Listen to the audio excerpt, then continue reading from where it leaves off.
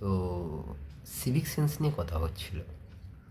Civic sense ব্যাপারটা হচ্ছে মানুষের মধ্যে যে নিজ স্বগঠিত বা কারোর দ্বারা অনুপ্রাণিত যেই সমস্ত আচার আচরণ এবং তার বাহ্যিক প্রকাশ, সেই মানুষটির যে ব্যবহার, তার যে বাহ্যিক প্রকাশ, সেইটা কীরকম, বা একটা শুধু মানুষ না, একটা জনগোষ্ঠীরও হতে পারে, যে একটা জনগোষ্ঠীর সিভিক সেন্স মানে হচ্ছে যে সে একটা সবার জন্য উন্মুক্ত যে জায়গাটা বা সবার ব্যবহারযোগ্য যে জায়গাটা, সেই জায়গাটায় উনি কতটা অনুপ্রেরণার সাথে সেটাকে পরিষ্কার রাখা এবং সমস্ত মানে সবাই মিলে একসাথে জায়গাটাকে পরিষ্কার করে রাখা, বা আমরা আমরা কী করতে পারি, মানে সিভিক সেন্স তো বললাম যেটা মানুষের বাহ্যিক প্রকাশ।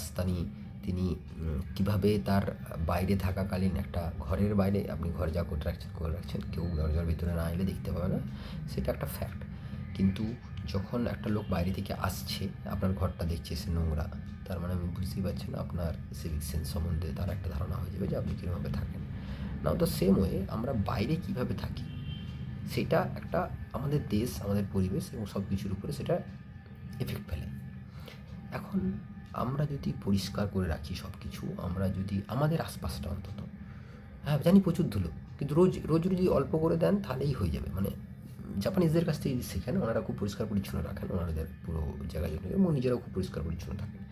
তো আমরা বিরাট কিছু ঠান্ডার দেশে থাকি না, ঠিক আছে, যে আমাদের বিরাট পড়বে। এখন শীতকাল চলছে হয়তো, ঠিক আছে, সেটা ডিফারেন্ট স্টোরি। বাট এই যে নর্মালি আপনারা যে চারদিকটা নোংরা ছুঁড়ে ফেলে দিলাম, দেখলাম ডাস্টবিন পড়ে আছে, তবু ডাস্টবিনে ফেলবো না, আমরা এমনি নিচে ফেলতে হবে। নিচ থেকে মাটি থেকে কোড়ানো, এইটা একটা পেট জব না হলে খুব কমই কেউ করে। সেটা আমাদেরকে নিজেদেরকে মাঠে নামতে হবে, যেটা কেউ টোটাল বাঙালি কোনোদিনই নামবে না। মানে ভারতবাসীরাও তো এতটাই নামে করতে যাও পরিষ্কার ডিগনিটি আছে, ঠিক আছে, এটা গোটা ভারতবর্ষেই আছে। এবারে আমি বলবো তার মধ্যেও কিছু জায়গা আছে যারা এই সিভিক সেন্সটা আছে, তারা একটা পরিষ্কার জায়গায় পরিষ্কার রাখেন। আপনি ওই দক্তাটা খেয়ে পুচ, এটা যদি না করেন তাহলেই একটু পরিষ্কার থাকে। চায়ের কাপটা খেয়ে ফেলে দেবেন ভাঁড়ে, ভাঁড়টা ফেলেন ডাস্টবিনে ফেলবেন, মাটিতে ছুঁড়ে ফেলবেন না। আপনি ভাবলেন ভেঙে দেবো হয়ে যাবে, এটা তো আর গ্রাম বাংলা নয় যে আপনি ভেঙে দিলেন মাটির সাথে মিশে গেল, ওখানে পুরোটাই সিমেন্ট, ও কোথাও মিশবে না, ও গিয়ে ড্রেনে ব্লকেজ করবে। তো it's better to dispose in the dustbin only. Sorry, English ব্যবহার হয়ে যাচ্ছে।